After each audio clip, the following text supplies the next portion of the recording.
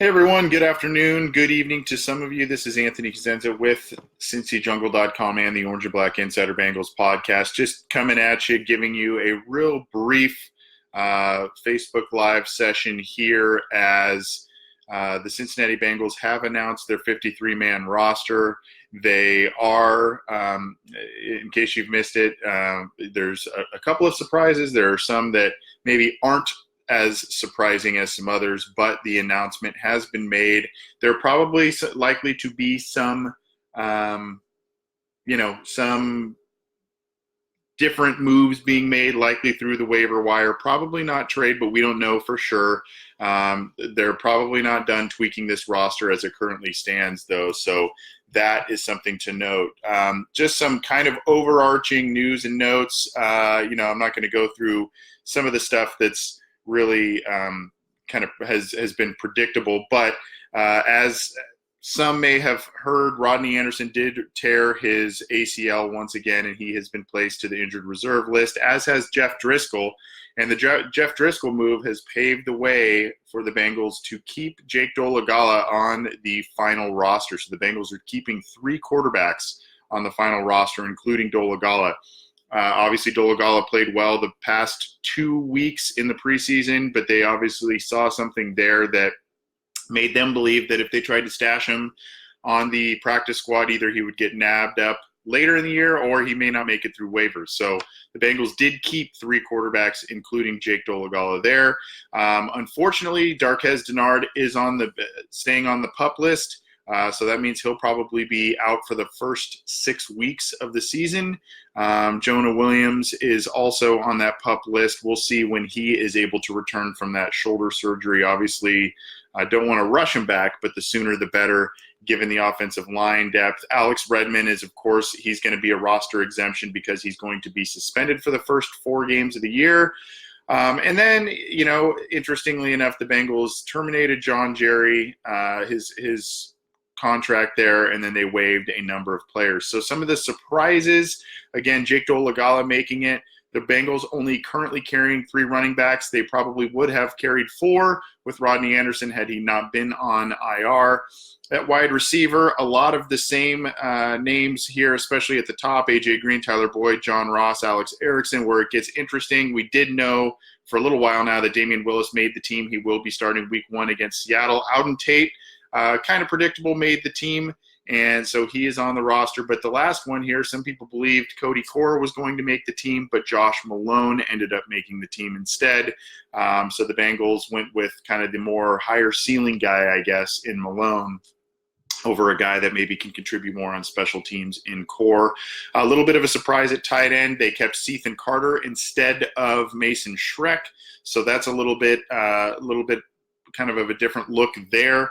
Offensive line, they only kept 8 guys. And the surprise there is that they kept O'Shea Dugas, the backup offensive tackle. It's possible that he's one of the first guys to go if the Bengals make a waiver claim on somebody else. But interestingly enough, Dugas is on the final roster as we sit here on Saturday afternoon, Saturday evening for some of you. So, that's something to kind of keep an eye on. The Bengals went heavy on defensive line, where Josh Tupou and Andrew Brown both made it. Jordan Willis also made it.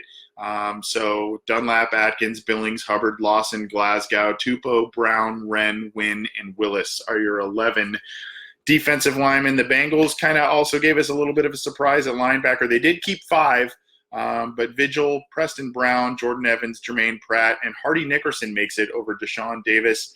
That's probably an area where the Bengals will look to add some depth as well through the waiver wires. My guess is they may look at adding at least 1, maybe even up to 2 players through waivers, probably a linebacker and somewhere on the offensive line is my guess. Cornerback, a little bit of a different look here. William Jackson, Drake Kirkpatrick, B.W. Webb, Darius Phillips, and Tony McRae make it. Obviously, the Dennard injury has an impact there. And then, Devontae Harris did not make it. He kind of had an up and down preseason, some wow plays, and then some penalties and other issues that hurt him. Darius Phillips showed enough as a return man and backup defensive back that the team wanted to keep him. Kavari Russell is also waived, so he's no longer on the team there. Safety, the Bengals went with Jesse Bates, Sean Williams, Clayton Fejedelem, and Brandon Wilson. Then, of course, Clark Harris, Kevin Huber, and Randy Bullock are your specialists. So, that's kind of where we're at right now, and this is probably going to change. The waiver wire claim deadline is Sunday at noon Eastern, so I know I said I was going to come on the air only on Sunday, but just given this roster news, I felt we had to do it today. And then, of course, if the Bengals make some moves tomorrow as well, being Sunday, we will be on the air and take some questions and comments as well. But at least give you the news here about the roster, and then, of course, if any waiver claims are made. Anthony Michael Cade asks why 3 quarterbacks could use depth somewhere else. Well, I agree with you on the could have used depth somewhere else. Unfortunately, really the guys they got rid of, are they really going to provide a ton of depth? Really the depth that they would be looking for should be on the waiver wire, should be out there from outside players. So, I think that Taylor being a former quarterback, he's got the pedigree of grooming quarterbacks. He's got a soft spot for that position, obviously. He thinks Dolegala can be developed into something special, whether that's a career NFL backup or, I don't know, spot starter or something like that. He obviously played pretty well throughout the preseason, and the team likes him. They felt that they wanted to hang on to him and that they would not be able to keep him on the practice squad. So that's why they went heavy there. I do agree offensive line and linebacker are very light in terms of both talent and numbers. And that may change, right? Dolegala might be one of those casualties. I see him maybe being a bit safer than a Hardy Nickerson and O'Shea Dugas or others that are on the team, but we'll see how that shakes out. Sunday is the day that they will be making waiver claims. Jeremy Kuhn, probably going to need 3 quarterbacks with that offensive line. Yeah, I'm a little worried about that. A little worried about the how things are comprised. And then, of course, they face Seattle week 1, and Seattle just swung a big trade for Jadeveon Clowney, obviously bringing more potential matchup issues to the Bengals in their week 1 matchup on the road in Seattle with the noise and all of that. So that's a little nerve-inducing, I guess, if you want to put it that way. No idea about Cordy Glenn, Jamie Craig, if he's going to play Sunday. My guess is probably because they have rested him for a while, but we'll see exactly how that is going to play out. And then Anthony Shepard here asks, what's up with Green? Any word? It's been very quiet on the AJ Green front. I think that, I said this in maybe some of the other podcasts and things that we do. I think that they're playing it pretty cautious with him. I would expect him to miss probably 2 games. I wouldn't expect him to miss much more than that unless there is a setback. That's just completely my speculation. I've not heard that from anybody, but I would say, within the first month he should be back. I would think, unless there's some sort of lingering issue, and the sooner the better, because this team needs talent. And then, of course, when he comes back, they kept 7 wide receivers. So when he comes back, there may be a shakeup there. Maybe Malone's the first to go there. Maybe they do some other things at different position groups. But they kept 7, obviously, with the thinking that they got to use and or dress somebody else on game day when Green is out. So we'll see that. Chance White, why is Nickerson on this roster? Just why? I don't have a clear answer for you on that one. I really thought that this coaching staff would have preferred Davis, the guy that they drafted, as opposed to Nickerson, 2 very similar style of play type of guys. Deshaun Davis, if you know anything about him, go read up on his story. Very interesting guy. And so I hope things end up working out for him. I think we've seen enough of Hardy Nickerson to know what we're getting there. Maybe it's just familiarity, it's special teams, it's, a guy that, I don't know, they're comfortable with for some reason over Davis and over others. Again, that's one of the guys I think that is kind of on the bubble if the Bengals make a waiver wire addition. Now, going back to the roster a little bit, and we'll get out of here in just a couple minutes. But going back to the roster a little bit, I did like the move of going heavy on defensive line.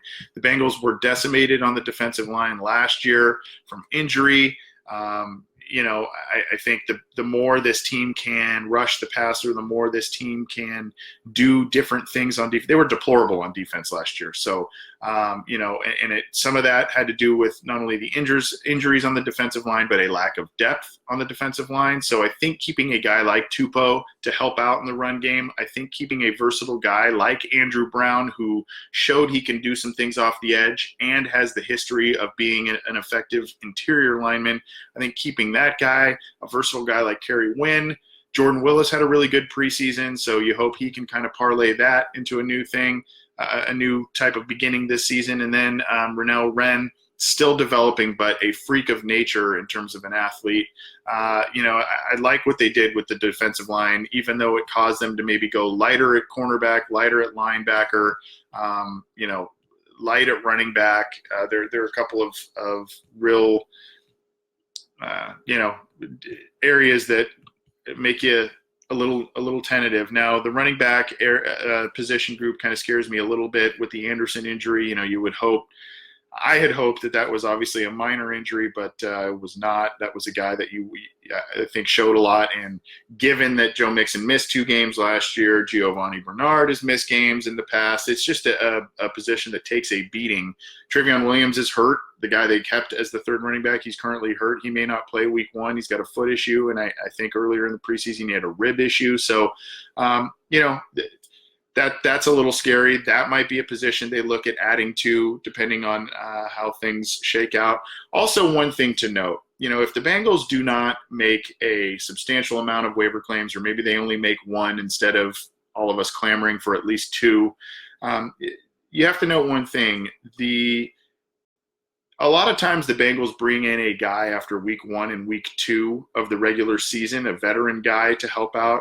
And the reason they do that is because the guaranteed money in a contract is affected in terms of what's given to the player. And obviously the guaranteed money, if anybody has been around the Bengals for any amount of time and their free agency process, they don't like to give out heavy amounts of guaranteed money. They like to keep things team friendly. So that's another avenue where maybe they do not get someone or get multiple people this Sunday. Maybe they do it a week or 2 weeks into the season, especially after they gauge, in-game stuff where these guys are playing. They're actually, seeing starting caliber players.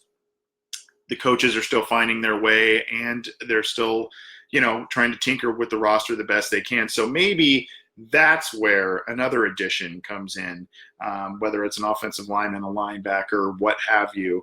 But, I don't think we need to go into ultra panic mode if the Bengals do not make a significant waiver claim or a couple of waiver claims right away on Sunday. They may be able to do something down the road here.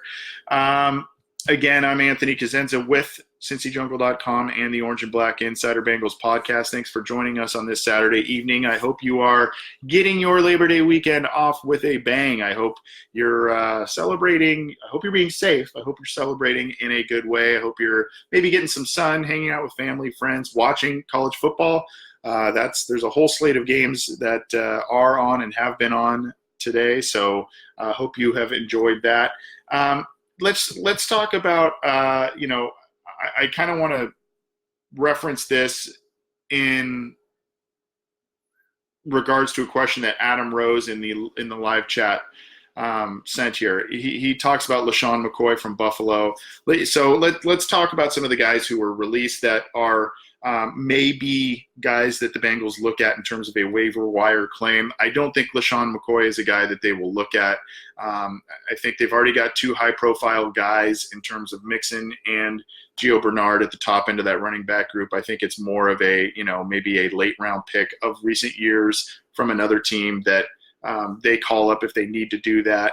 I would, especially if Travion Williams can't go week 1, I would think they probably do something there to call somebody up, at least, for a for the time being there. I don't think LaShawn McCoy is at. Kiko Alonso was not released, the linebacker from the Miami Dolphins. A lot of indications said that he was going to be released.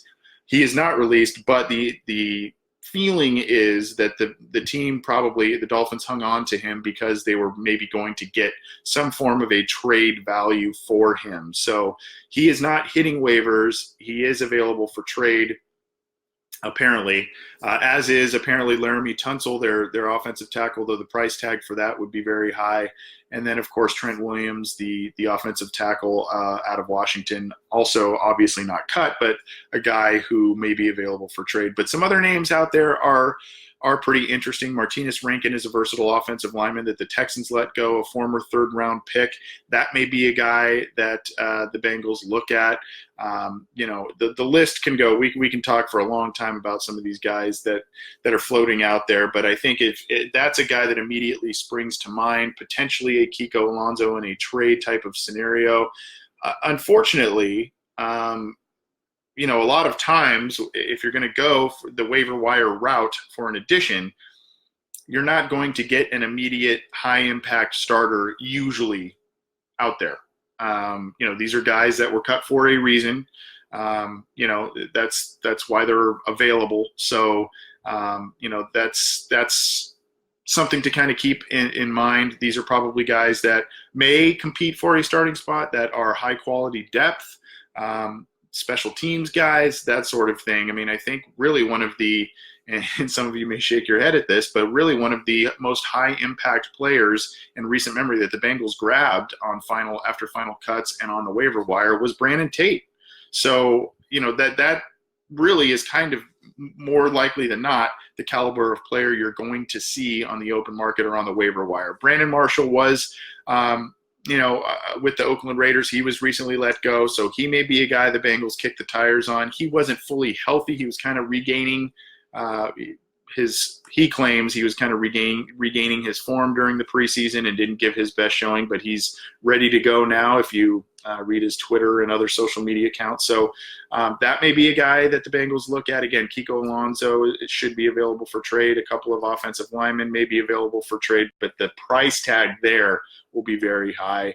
And then, of course, there's the Martinez Rankin kid who was let go by the Texans, among many other people. Some of these guys may not even be on that we're talking about, may not even be on the Bengals radar, and vice versa. So even so, I do not think that the roster as it was presented on Saturday afternoon to all of us is a final product. I think there's going to be some final tweaking. We're going to get out of here. Just a recap real quick on the final roster in case you are just joining us, or in case you're wondering of all the names. The Bengals kept 3 quarterbacks, Andy Dalton, Ryan Finley, and Jake Dolegala. Obviously, that would probably be the depth chart order as well.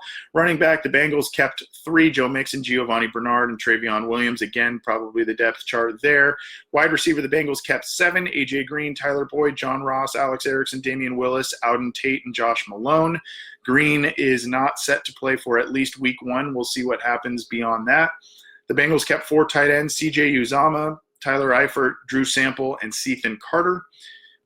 They kept 8 offensive linemen as of Saturday: Cordy Glenn, Michael Jordan, Trey Hopkins, John Miller, Bobby Hart, Andre Smith, Billy Price, and O'Shea Dugas. They kept 11 defensive linemen, went heavy there. Carlos Dunlap, Geno Atkins, Andrew Billings, Sam Hubbard, Carl Lawson, Ryan Glasgow, Josh Tupou, Andrew Brown, Rennell Wren, Kerry Wynn, and Jordan Willis. They went light at linebacker, kept only 5. Again, that's probably one of the spots they may look at boosting with outside help. Nick Vigil, Preston Brown, Jordan Evans, Jermaine Pratt, Hardy Nickerson. They only kept 5 cornerbacks: William Jackson, Drake Kirkpatrick, B.W. Webb, Darius Phillips, and Tony McRae. Worth noting that Darqueze Dennard is on the PUP list, as is Jonah Williams, the rookie, so that affects both the cornerback group and the offensive line group and how those are comprised. At safety, they have Jesse Bates III, Sean Williams, Clayton Fedulum, and Brandon Wilson. They kept 4 there. And then, of course, the 3 specialists: Clark Harris, Kevin Huber, and Randy Bullock. So that's, as of Saturday afternoon and evening, that's your Bengals roster. Thanks for tuning in, everybody. In case you're new to these parts, keep it to cincyjungle.com for all the news, opinions, analysis, breakdowns, breaking news, all that good stuff, videos like this. We also run a podcast. My colleague John Sheeran and I run a podcast, The Orange and Black Insider. It is available wherever you get your audio podcasts. It's also on YouTube, and we do some of the stuff here on the Facebook live videos. So check us out, and we hope to see you when we record live, and or hope to see you as a subscriber to our podcast, as well as on the message boards at cincyjungle.com. Thanks for tuning in, everybody. Enjoy the rest of your weekend. We'll probably be back at you on Sunday after the waiver claims and practice squad folks are announced, so you'll get to see my beautiful face once again. But thanks for tuning in. Enjoy the rest of your weekend, and we're getting close to the regular season. Hoo day.